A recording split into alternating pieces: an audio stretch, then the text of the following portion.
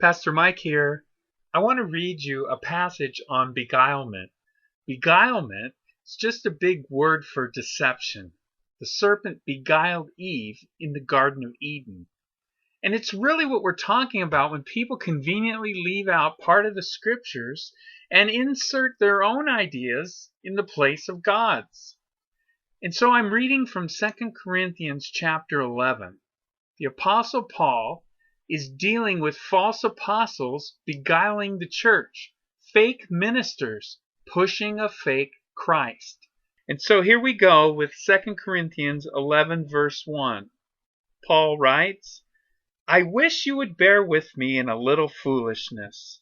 Do bear with me, for I feel a divine jealousy for you, since I betrothed you to one husband to present you as a pure virgin to Christ.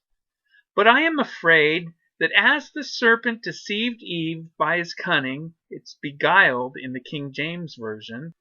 And let's just take a moment and remember that time back in the Garden of Eden where God had said that Adam and Eve could eat from all the trees of the garden except one, the tree of the knowledge of good and evil. And then the serpent came and beguiled Eve.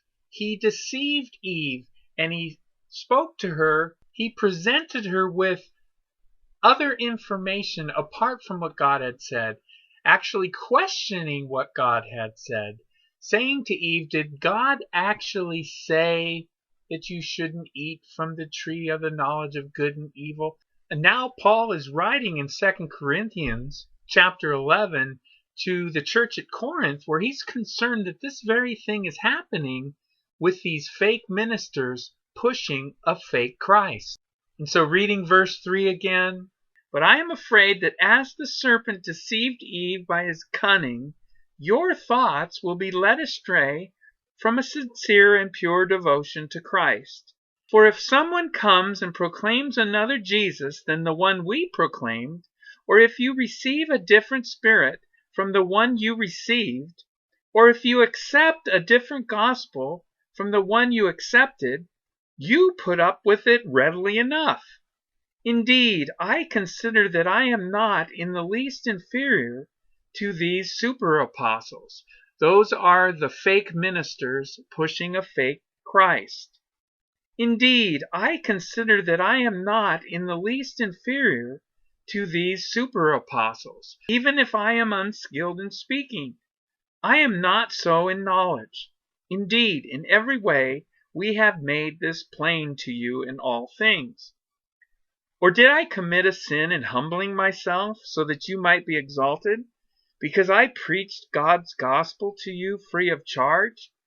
I robbed other churches by accepting support from them in order to serve you. And when I was with you and was in need, I did not burden anyone. For the brothers who came from Macedonia supplied my need. So I refrained and will refrain from burdening you in any way. As the truth of Christ is in me, this boasting of mine will not be silenced in the regions of Achaia. And why? Because I do not love you? God knows I do.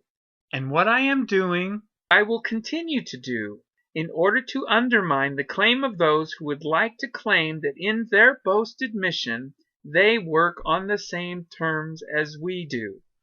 For such men are false apostles, deceitful workmen, disguising themselves as apostles of Christ.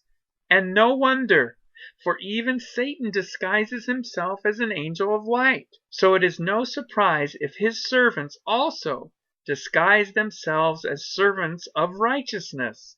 Their end will correspond to their deeds. And let's just stop right there.